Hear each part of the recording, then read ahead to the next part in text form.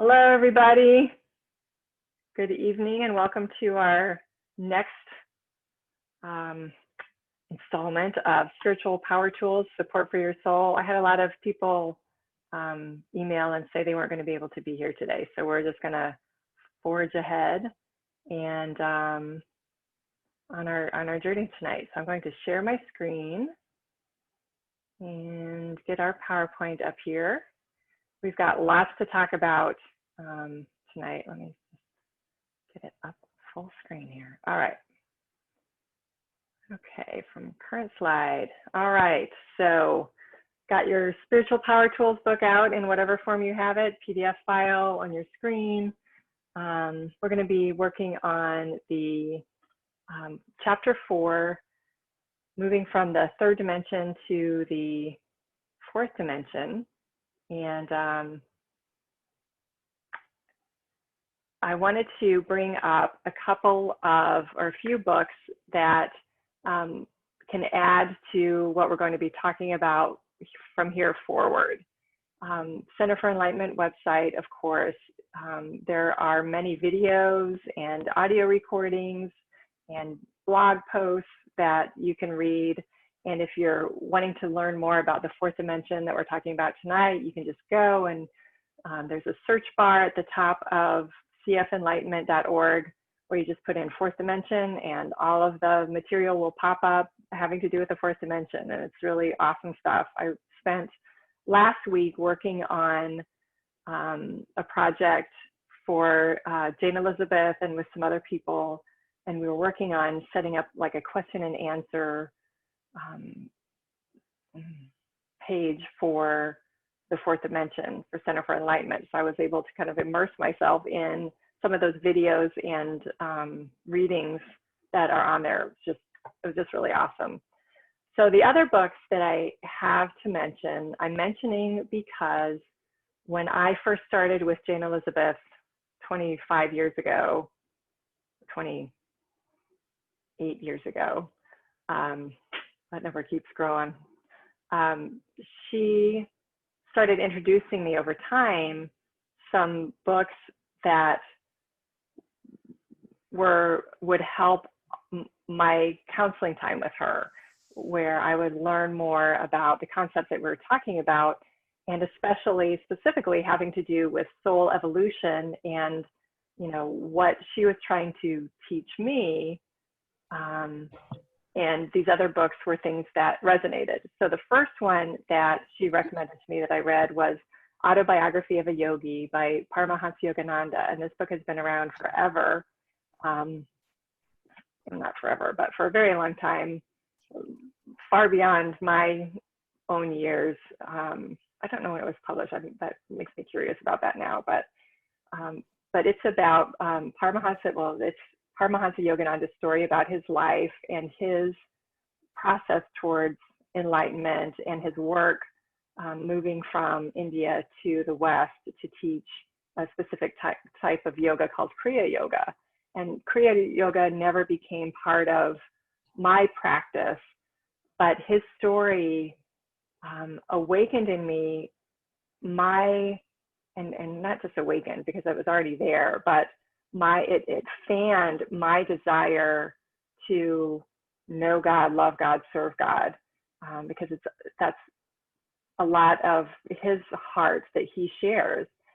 And I learned more about Jesus and the life of Jesus in Autobiography of a Yogi than I ever did in anything else that I read, because I feel like he really grasped the essence of what Jesus' life was about.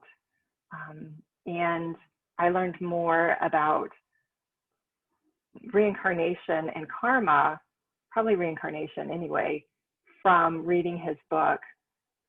That helped when Jane was trying to talk to me about, you know, when I was seeing my own past lives and things are coming up and what it means and how it works. And there's just a beautifully written discourse in his book about that. So that was the first book. The second book that Jane Elizabeth introduced me to was Ponder on This. And this is a compilation of teachings by this Tibetan master who was called DK, and it was a channeled book through a woman, channeled through a woman named Alice Bailey, and it's published by Lucis Trust. I am very skittish about most channeled writings. I just don't feel a resonance, and my first inclination would be to not bother with it. So when Jane introduced me to this, it was kind of like, oh my gosh, I'm reading this very tentatively, but it really backed up what she would talk about, what Yogananda explained in his book, and some of those concepts. And I like it too. There are lots of these books by DK and channeled through Alice Bailey. And this one is really nice because you can look up a topic and go to a description, pulled in from all of their writings. And you can just kind of read it quickly. And there's just a lot of resonance with those teachings in there. It's really heady and dry, but it's great material. So anyway, so that was the next book.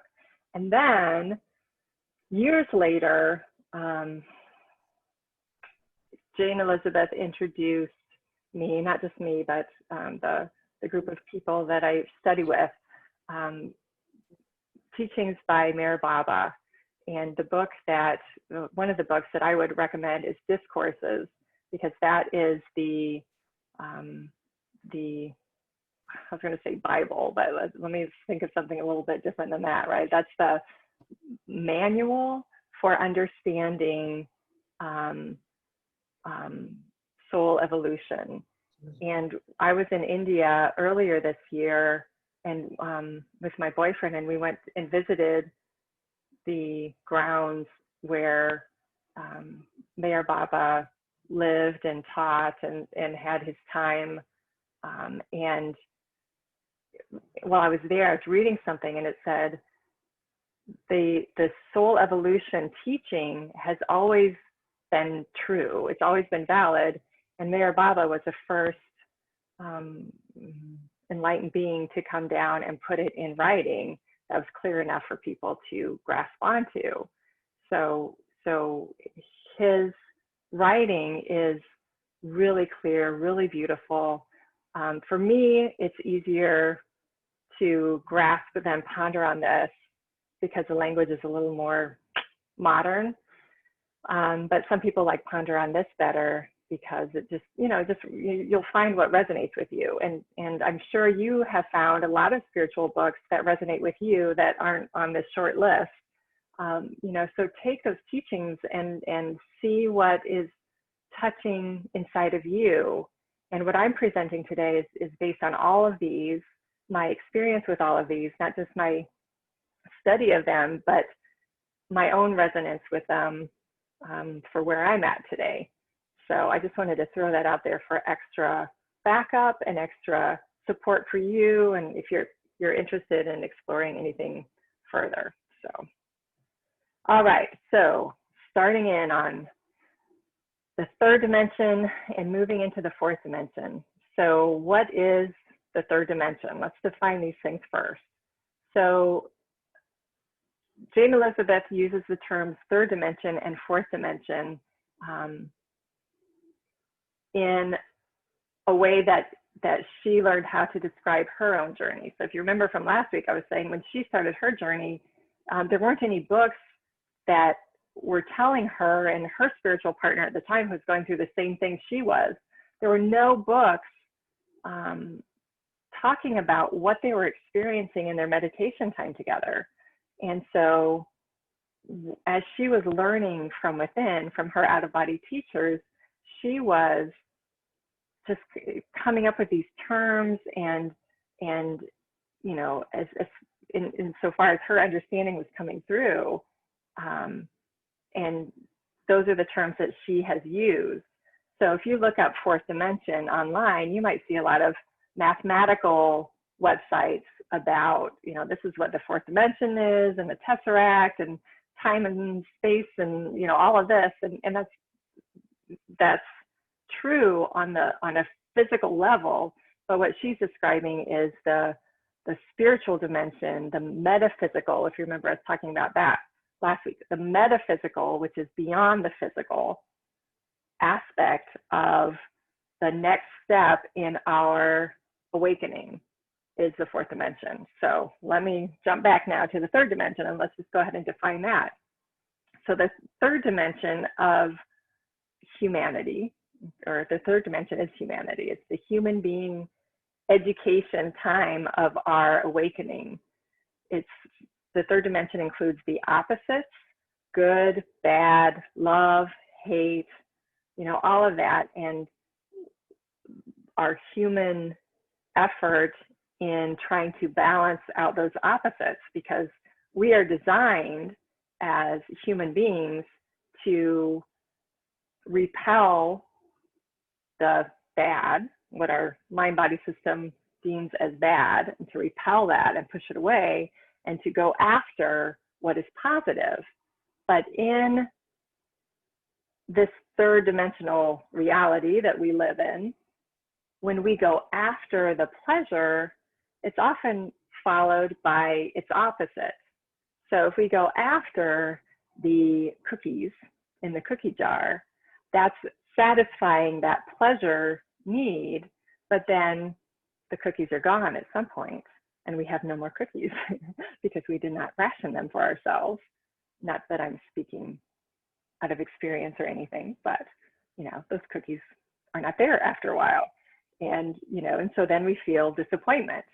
So that's just kind of a silly example of the opposites that we try to balance from one life to another lifetime. And the third dimension is the realm, if you will, in which reincarnation happens, so that we can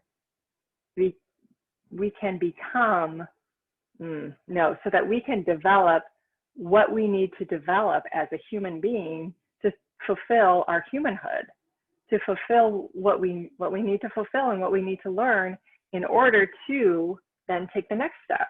If we're in first grade in elementary school, let's say, there's grades we have to move through. We have to move through each grade. Each grade is teaching us something. It's building on the last grade where we learned things and we're learning new skills, and then we go into the next grade and we learn new skills until we graduate to middle school. And then we've got those things in middle school, and so the third dimension is our human being school, and reincarnation just gives us lots of opportunities to do that, right? So there is my little cartoon there too, that says the Church of Reincarnation. If at first you don't succeed, try again. And it's not so much about succeeding or not succeeding. I mean, there are things that we need to work through, and skills and attributes we need to incorporate. So in that sense, there's success, in doing that. But we don't reincarnate because we failed. We reincarnate because that's what we do in the third dimension until we're ready to get off that cycle of reincarnation, which is what we'll talk about soon too. So yeah, the third dimension is the evolution of our soul over lifetimes, incorporating all of those things that we need to incorporate. And it's that realm in which we move from just primal instinct to developing our emotional bodies, to developing our intellect, and all of that is part of our human beingness, and it's wonderful. Very important part. All right, so then what is the fourth dimension? The fourth dimension is the spiritual realm. It's only accessed through our intuition and our experience. It includes our experience of God, but I crossed that out. It's really the experience of our true self. It's our experience of our whole self as God or as infinite intelligence. And we have tastes of that. Maybe you've had an experience of that where you just felt in touch with something bigger than you are. And that's your true self. That's the part of us that is connected with everything and everyone. And we get tastes of that. And then we you know, we get taste of that, so we want more of it, right? And that's that's the universe using our human need for pleasure, giving us those experiences so that we keep wanting more. You know, why not? I think the universe can be very positively manipulative when it needs to be.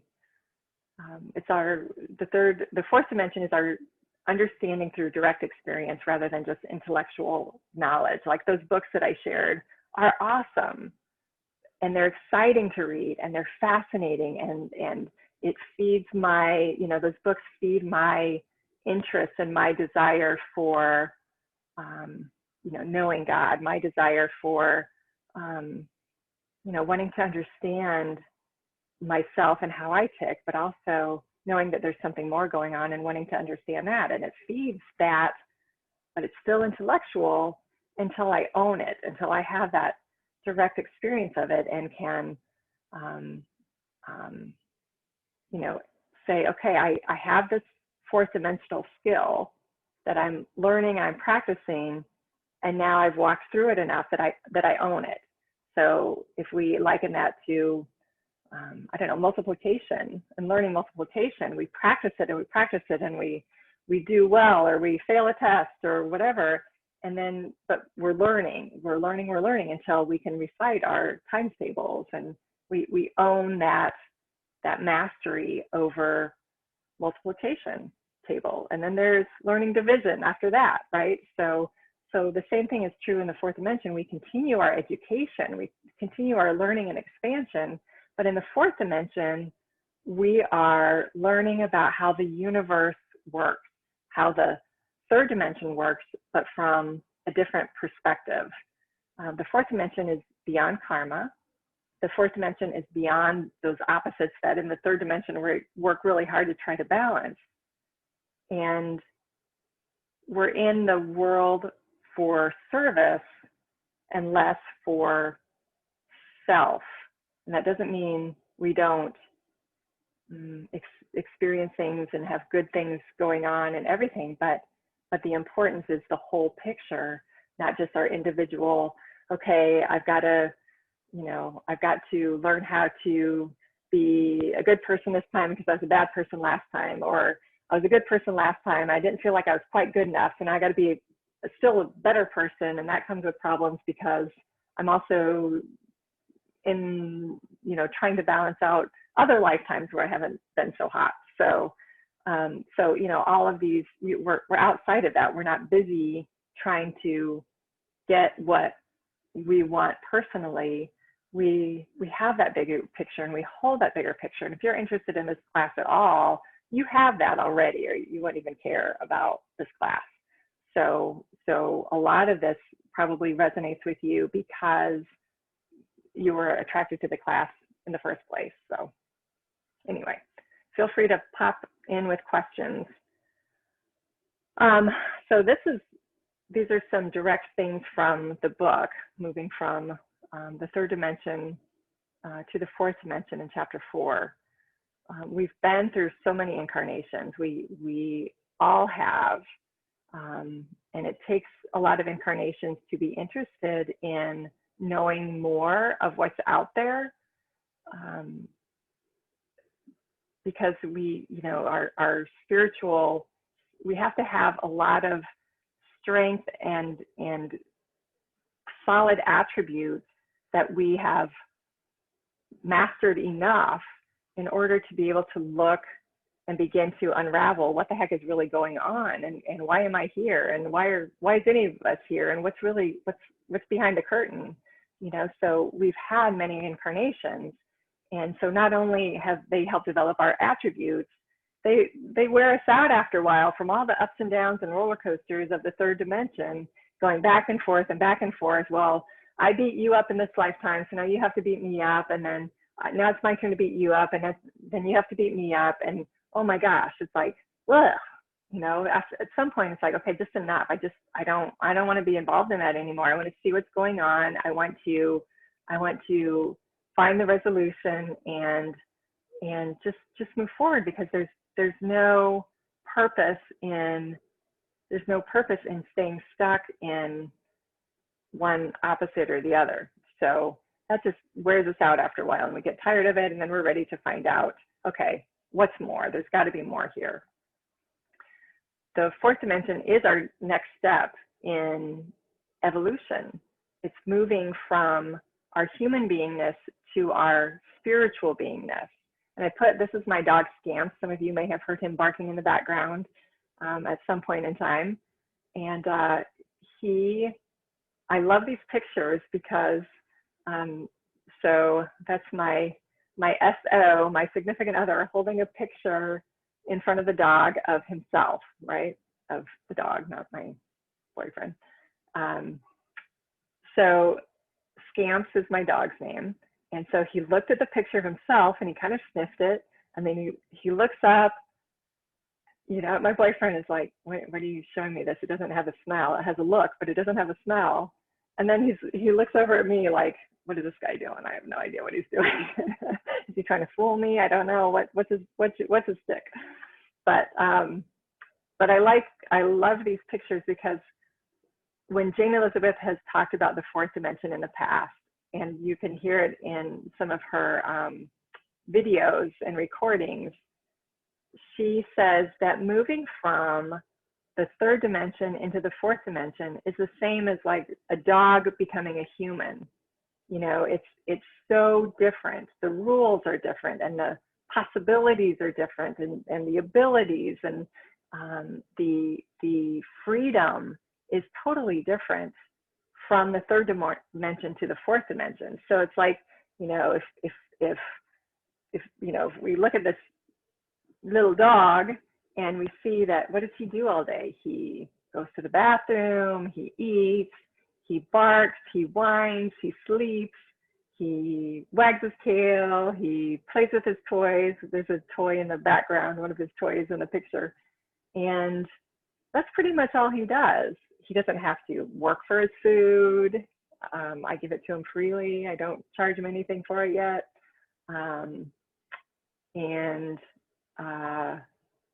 You know, just he's got a pretty simple life.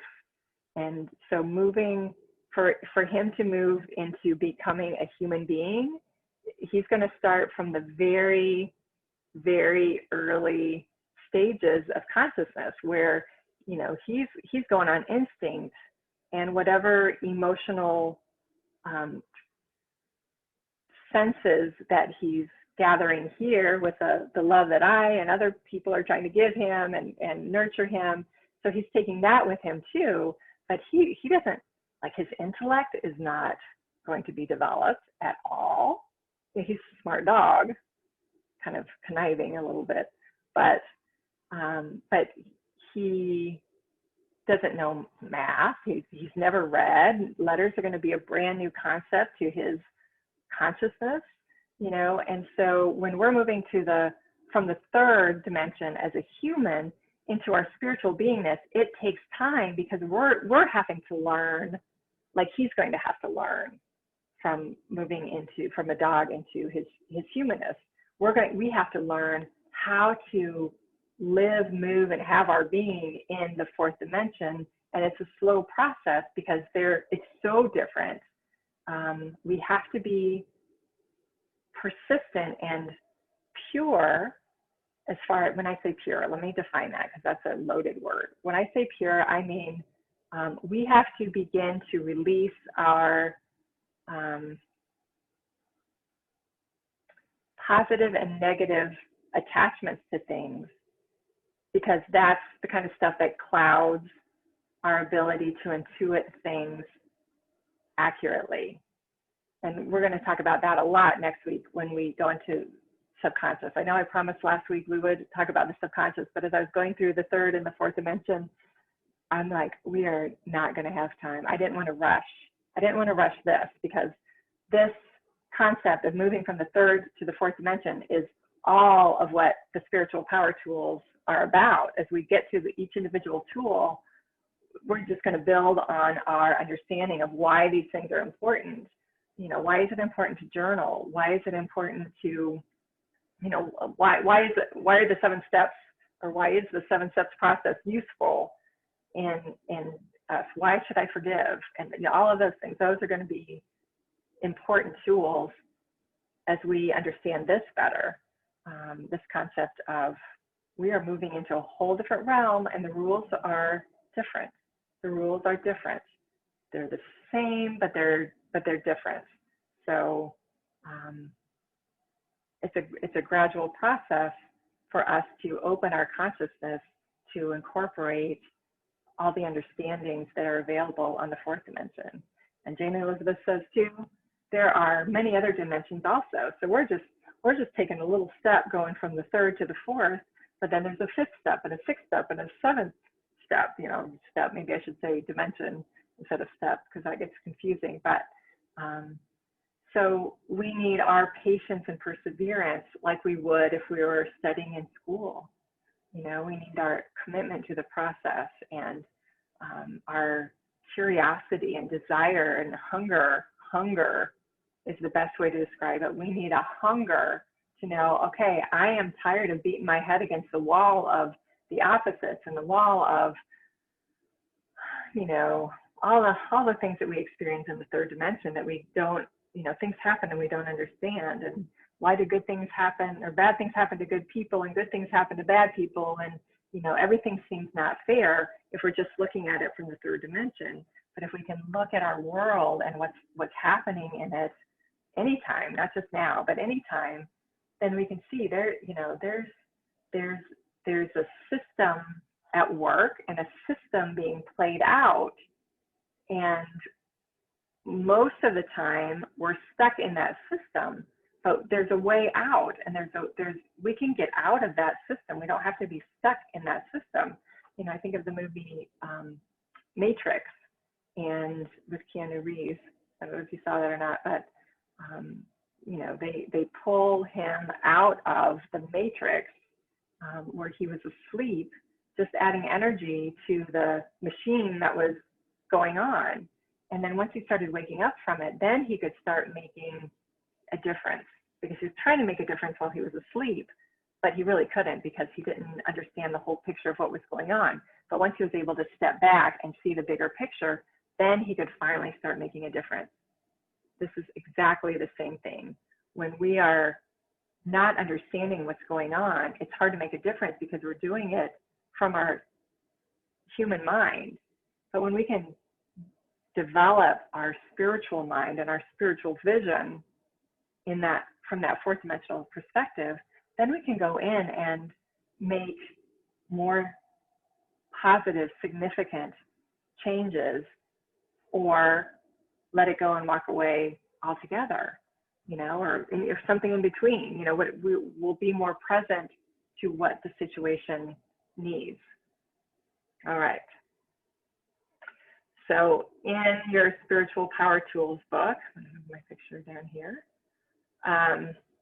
there's a list of the differences between the third dimensional consciousness, our human consciousness, and the fourth dimensional consciousness, or spiritual consciousness. So let's just go through that third dimensional list. So as third dimensional humans, we can't turn off our minds. They just run and run and run, and they run us, and it just goes and goes and goes, and we just can feel kind of helpless around that.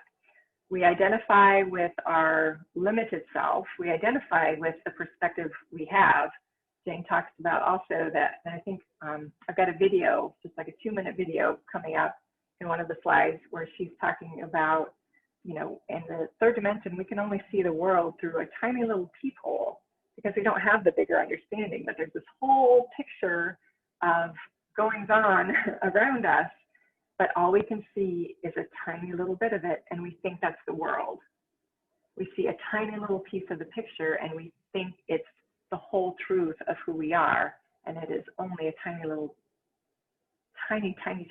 piece of who we are. But we identify that, and that's our limited understanding, our limited self. We're identifying with that. We identify with our intellect. We think our intellect knows all and bees all and is all and was all and will ever be all, and it isn't. Our intellect is wonderful, and it can really help us through things, but we cannot take our next step in evolution only through the intellect. We can know a hell of a lot about it. I can say that, but it won't. Our intellectual understanding will not move us. It will not get us out of the third dimension, or help us develop that intuitive sense, because intuition is spiritual mind. Intuition is spiritual understanding that comes from out. Our intellect can only grab what it has experienced from the past. Our intuition can grab from infinite wisdom that's out there, and the energy that holds all knowledge that we can have access to. The mind is out of control. Humans think happiness, as humans, we think happiness lies outside of us instead of within us. That sounds like a Facebook post, but still it is true. We live in the opposites. We feel powerless. We can just feel powerless over things sometimes because we don't understand what's going on and we don't know what to do about it. We can be either worried about the past or the future. We're sorry about the past and worried about the future. We're dominated by our emotions. Our emotions drive us with our intellect, but our emotions are the driving force, and our intellect is the one that justifies those forces. We often live in fear. We hold grudges. We're afraid to make decisions. We're afraid of change. We can feel out of harmony with ourselves and just feel like we're going in many different directions at once, and probably we are. We can feel separate and alone. We can be afraid of silence. I can't see that bottom one because this Zoom thing is covering it up. I think it says something about your selfish, not your selfish, sorry. We as human beings are selfish creatures. I'm going to look in my Spiritual Power Tools book to see what that last one is, because I can't remember how it's phrased, and I want to get that right for our time together. Oh, we're self-absorbed. Oh my gosh, how could I forget that one? We are self-absorbed creatures. We're all about ourselves, all about getting our own needs met, all about protecting ourselves from what we don't want. And, we are occupied. We are occupied by that self, that self that's driven by emotions and desires and aversions. And we just are. And it sounds, I imagine all of that can sound kind of judgy, but it's just the truth about how we operate. As a therapist, I'm always very interested and entertained, and sometimes I'll just be talking with somebody and I'll say, humans, we are just such interesting creatures, because we are. We just, we're not always able to see bigger than whatever our experience is in the moment. And so part of what we're learning through the spiritual power tools as we get to those, or if you're using them already, wonderful, is to be able to step back from the situation and go, okay, this is a really difficult situation. What are my options? What can I do about it? And what am I feeling about it? And what's underneath what I'm feeling about it? What is really going on here? Because I'm trying to solve this problem with my intellect, and I can't. It's just, there's no resolution. So to be able to step back and go, okay, what's really happening, and what can I do to support this better? Because what I've been doing is not working. Okay, so then the fourth dimensional consciousness, let's get a sense and feel for that. So in the fourth dimensional consciousness, we have mastered the art of turning off our mind. Wouldn't that be wonderful? Wouldn't we have such wonderful, sleepful, restful nights if we could know how to do that and master that better? We identify with our unlimited self. We are connected with that all infinite wisdom and presence. We identify with our intuition, and we use our intuition as our primary source of information and problem solving rather than the intellect. Not that the intellect doesn't have a role. It will always be part of our our expression and our personality self, but our intuition will drive the intellect rather than the intellect driving everything. We can quiet our mind at will. We understand that happiness exists only within us because, you know, the pursuit of a desire, you know, has difficulties that go along with it as well. So, so we stop looking for the outside to make us whole, and we find that wholeness inside, and then we can still participate in whatever's going on in the outside, and we're not battered around by the ups and downs of whatever's happening on the outside. We live beyond the opposites. We can see the opposites existing and playing out in the world, but we aren't affected by them. We can maneuver around them just fine and know that they're there, and it's all okay. It's all okay. We feel empowered. We're present in the moment, and in fact, there's a greater understanding that the now moment is really all there is, because we're just there. Our minds are under new management. Our minds are under new management, and we don't spend time worrying about the future and what's coming. We don't spend time about, you know, pining over the past. We are fully present in the moment, and we're moving and just being receptive to whatever we need in the moment. We're receptive. Our intuition is open and on board.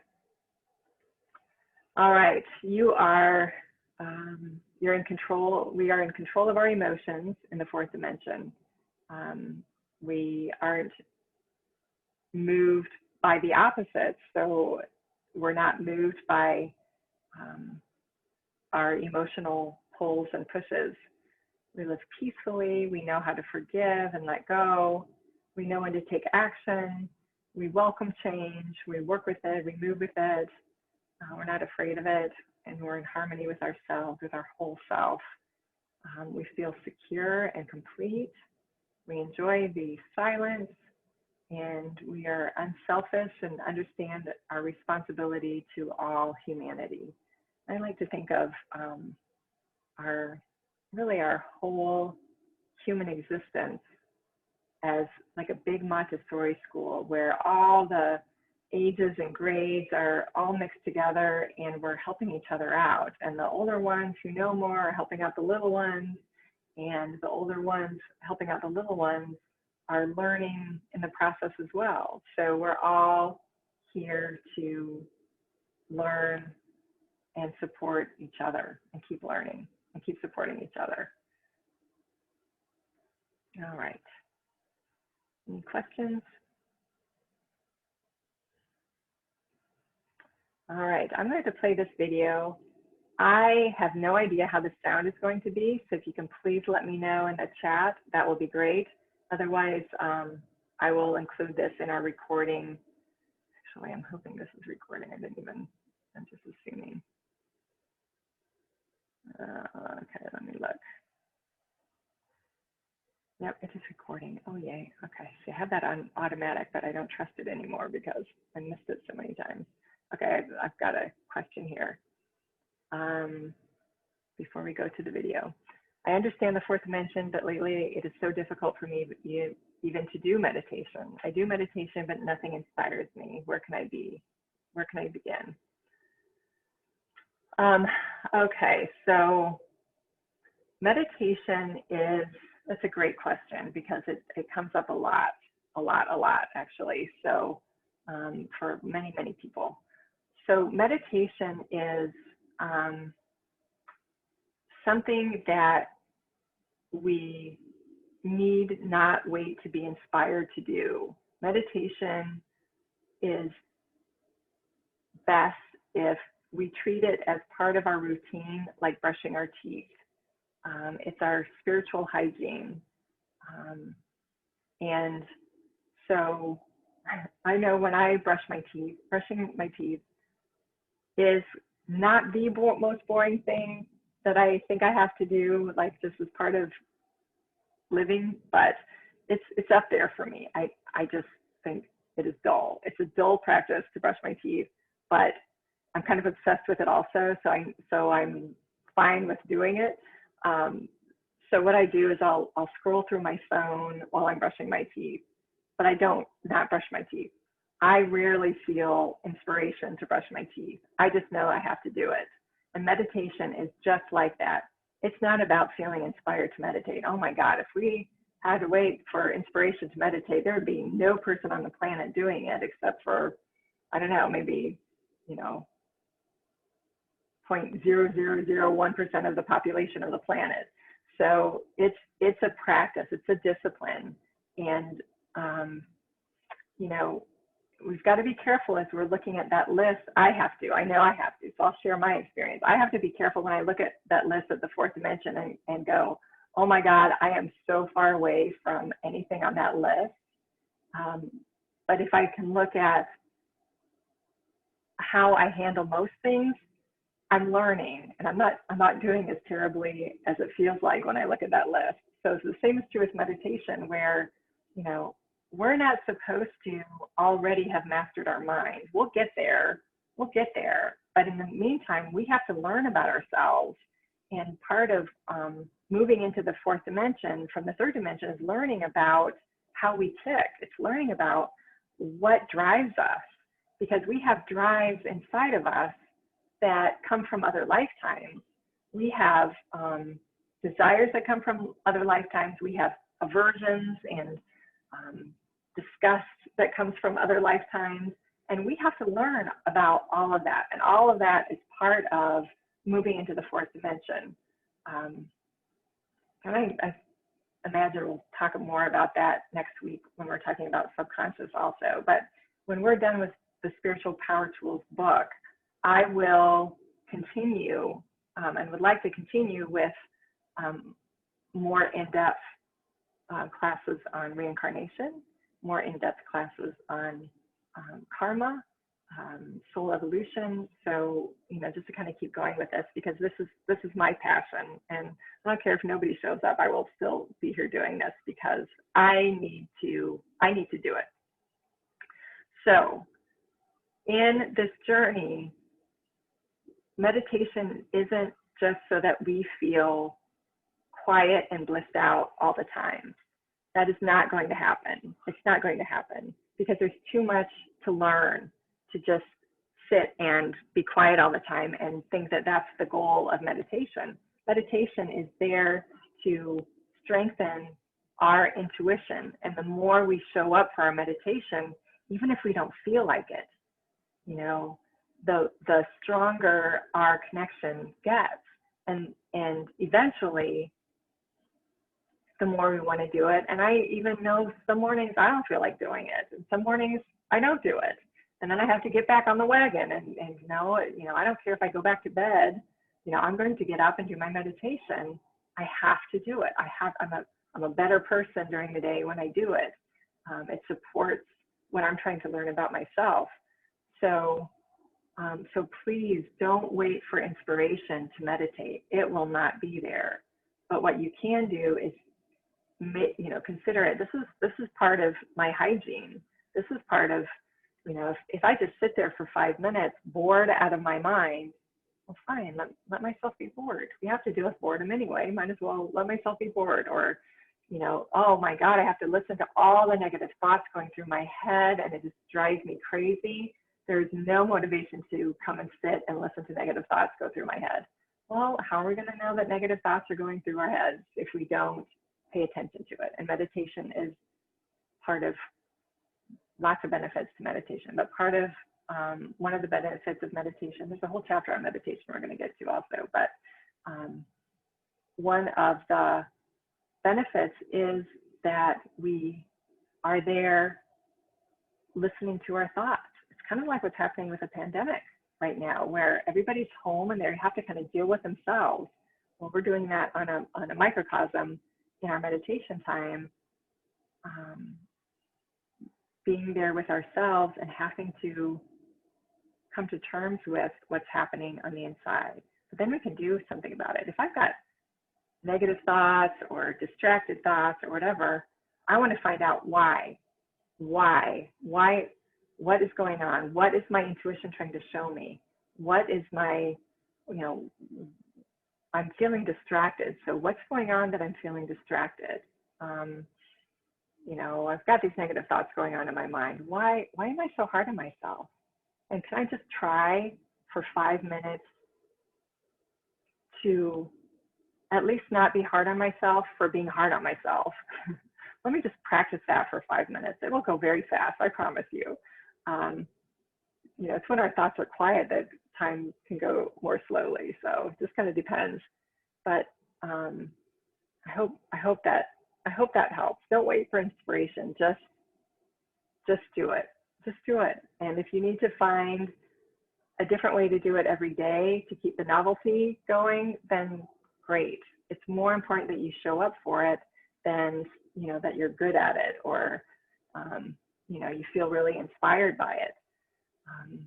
And in fact, usually when my meditations are really deep and powerful, the next day I've got a whole bunch of crap, the emotional stuff that comes up to work on, because it's loosening it up and it's trying to show me about my whole self. And again, next week, when we get to the subconscious, we're going to talk more about those kind of things too. So anyway, I hope that helps. And we do have a whole section on meditation also. So I'm going to play this video. I hope, please tell me right away if the volume is horrible, if it's too loud or anything, and I'll just send the link in our recording, because I don't know how this is going to show up on Zoom. So let's give it a go.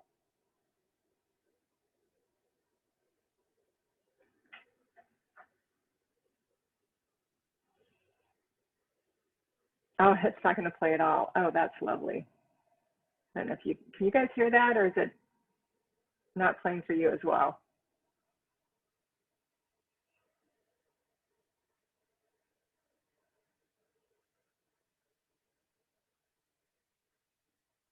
Can't hear it. Okay. So we're going to skip this. It's only 2 minutes anyway. I will send it in our recording then. Zoom. I don't know. I'm learning. I'm learning.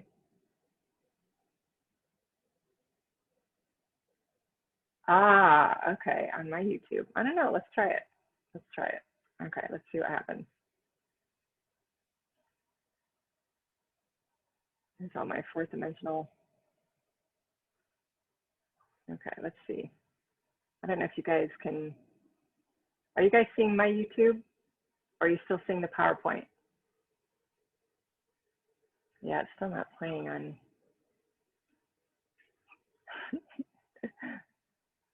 You are seeing YouTube. Okay, so you can see it on YouTube. Okay. All right, but it's still not, I'm still not hearing the volume, so that is interesting.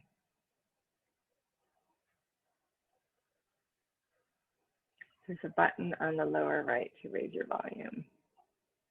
Now it's over here. Settings, maybe?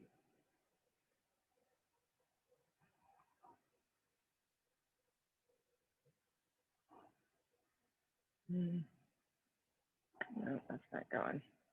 All right, well, there's Jane in action. You can see her.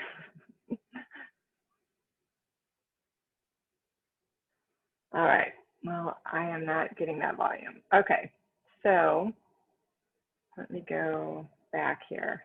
I will just send that to you all later. Thank you for your feedback. And anyway, what she's talking about is being able to, the perspective that we have in the fourth dimension and how it's different from the third. And what she's doing is she's describing that being in the fourth dimension and in that consciousness,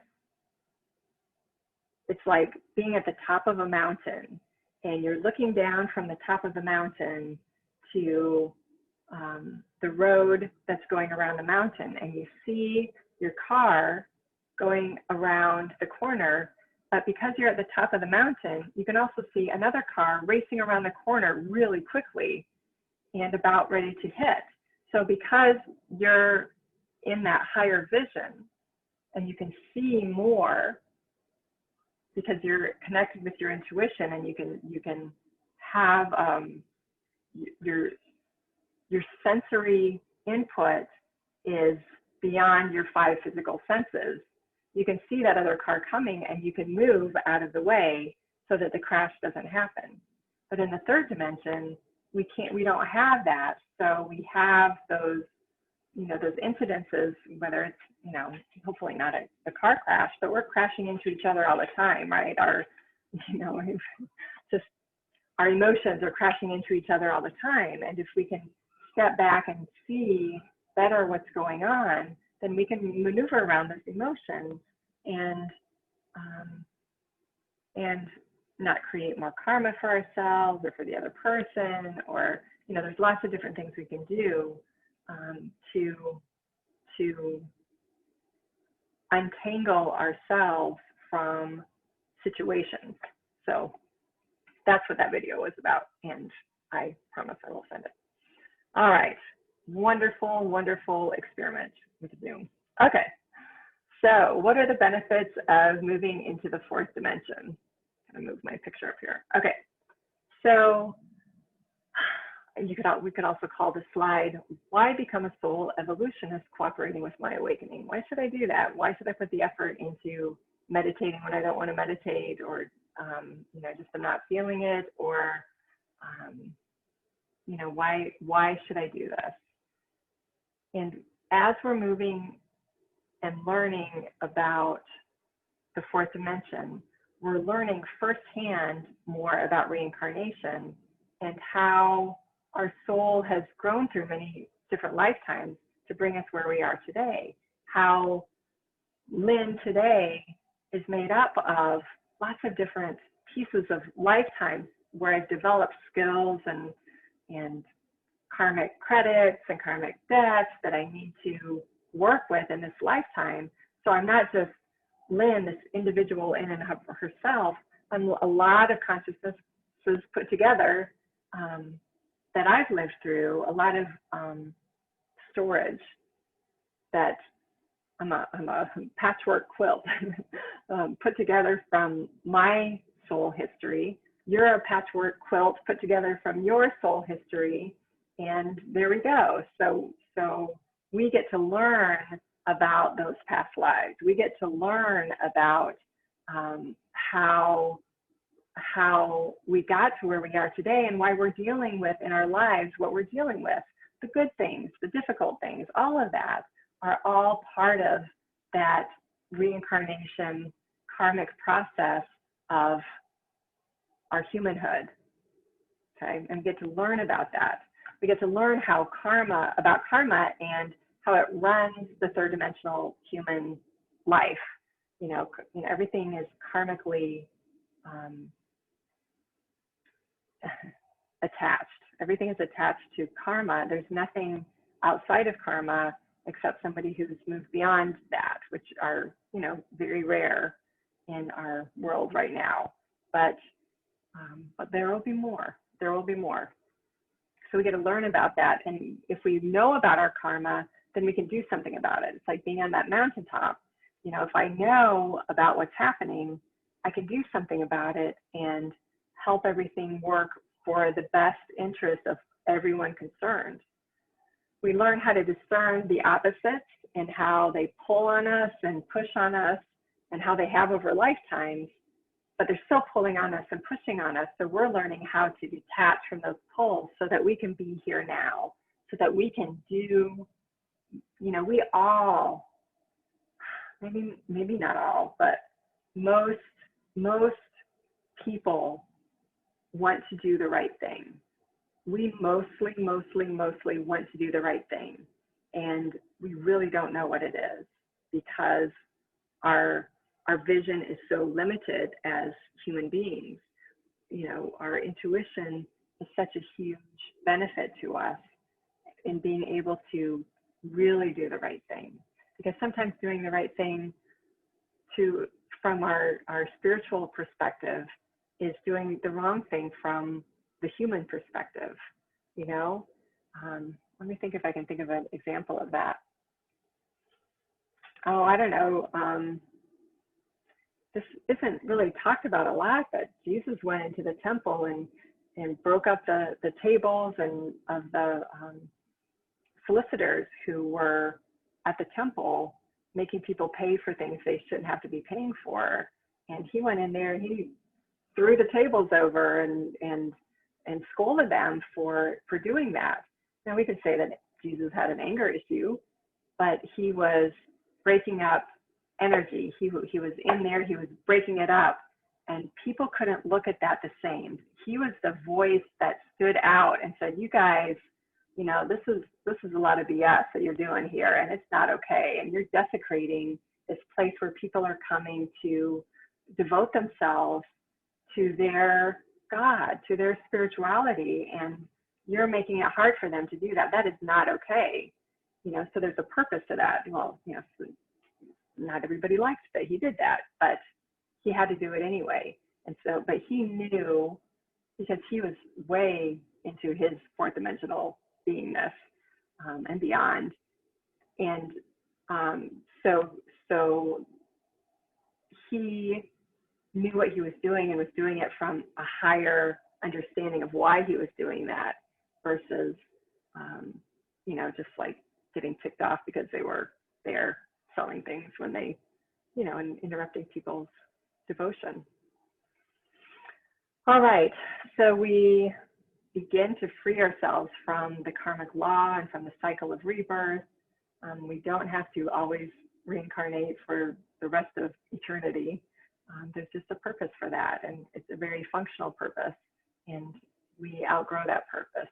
We outgrow the karmic law. We learn how to work with people in our lives and how to better support them. All right, so those are some good benefits of moving into and learning more about the fourth dimension and what is it? There's more to who we are. What's the more to who I am? What's more? What's more? I can't just be this self that is sometimes happy, sometimes upset, sometimes angry, sometimes ecstatic. You know, there's got to be more to all of this. There's got to be more to all of this. And one of the things that Jane Elizabeth reiterates over and over again, well, I guess that is what reiterate means, but is that it takes a very strong commitment and desire to be on this journey and to be supportive and cooperating with our higher self. And there's a chapter 4A, which is commitment. And she asks, are you, and there's a line in the book, and if you're looking at it on an electronic file, you can print the page. But there's a place in the book that asks, are you ready to make this commitment? And if you are, sign here. Sign here. I am ready to move into the fourth dimensional consciousness. And there's a page. Here's one of my old spiritual power tool books. I don't know if you can see how many times I've signed that commitment, because it takes commitment and recommitment, because there's many steps. So we commit to first grade in the fourth dimension, then we commit to second grade, and there's lots of little commitments in between, and sometimes we get discouraged and we don't want to move forward, and then we have to recommit and say, nope, I'm moving forward anyway. I'm gonna do my meditation time every day anyway, because I'm committed to that. I'm committed to something bigger than myself. I'm committed to my higher self, which is way bigger than my limited self. And they're one and the same, but they're not one until my infinite self is fully in charge of my understanding and my actions that are about love, and love with a capital L, not human love with a little l, that is, you know, sometimes here and sometimes not. It's that true love. So I invite you to make that commitment to yourself. Sign your book or print out that page and sign it on your own. All right. So this is a picture of Jane Elizabeth, and I believe she was standing outside the Mayor Baba Center in Myrtle Beach. I think it's South Carolina. I always get the Carolinas confused, but I'm pretty sure it's South Carolina. And she's sitting along, or she's obviously standing there along a boardwalk of some kind.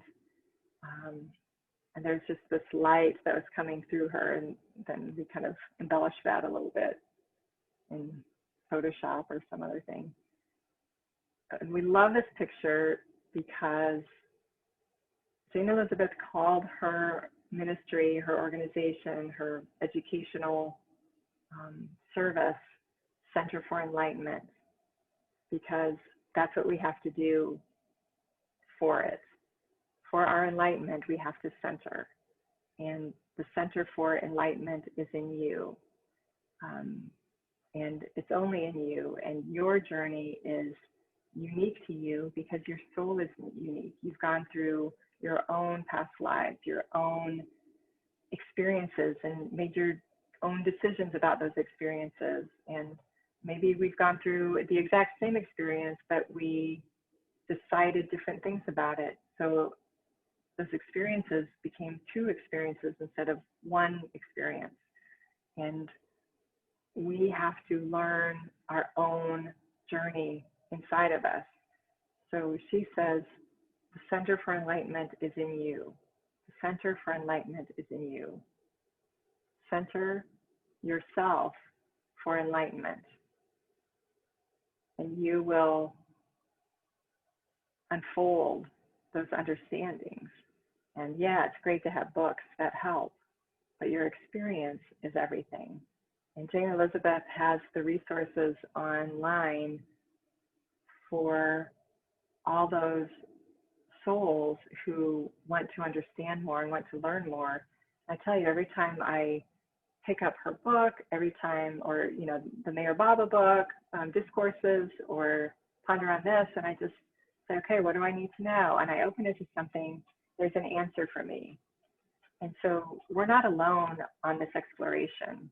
We will always be supported. We always have beings that have gone before us and gone through this journey and want us to wake up as much as we do.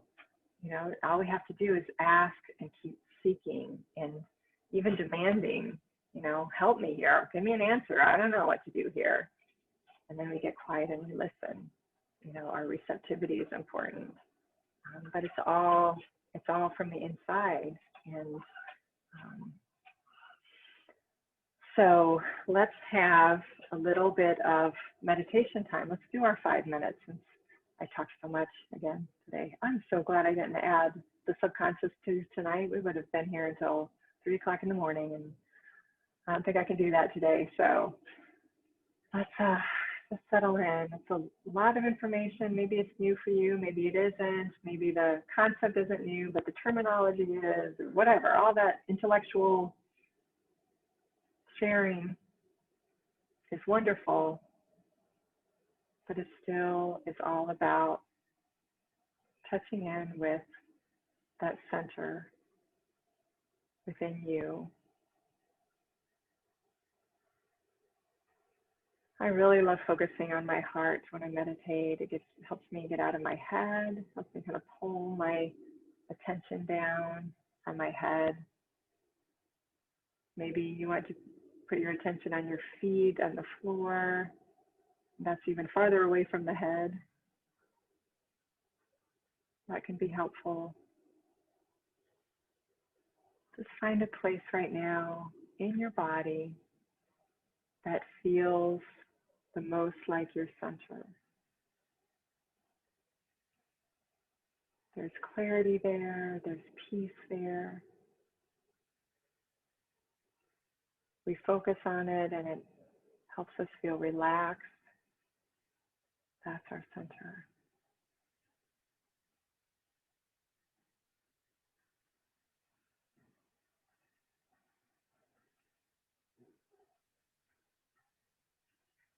And sometimes in my meditation times, I will sit and listen to that body space where I'm feeling my center. And I will listen like I'm listening to a friend, with attentiveness, with love, with openness, receptivity.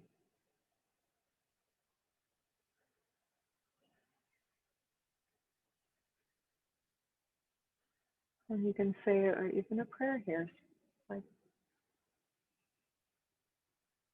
I'm here. What do you have to say to me? What do I need to know? I'm here. I'm here.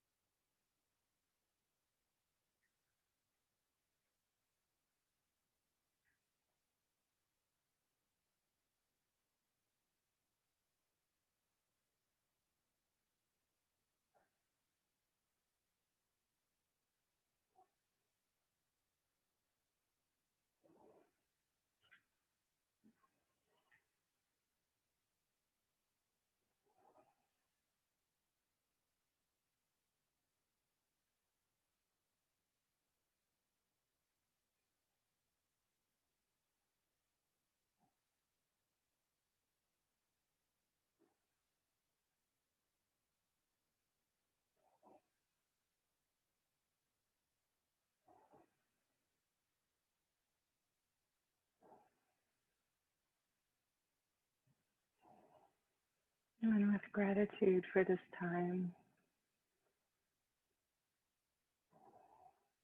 of sharing together, and also just of being and listening, being present with ourselves together. Just say a prayer of gratitude in whatever form that takes for you.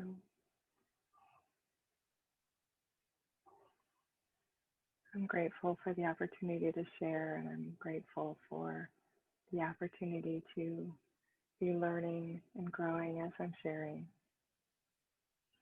and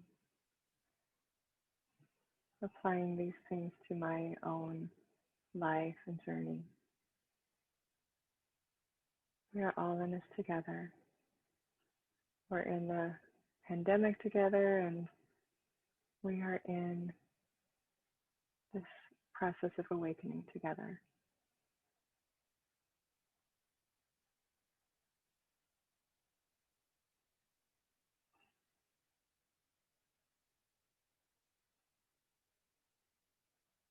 Thank you, thank you, thank you to that infinite presence.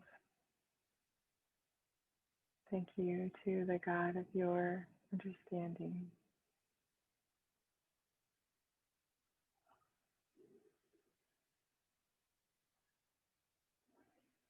Thank you.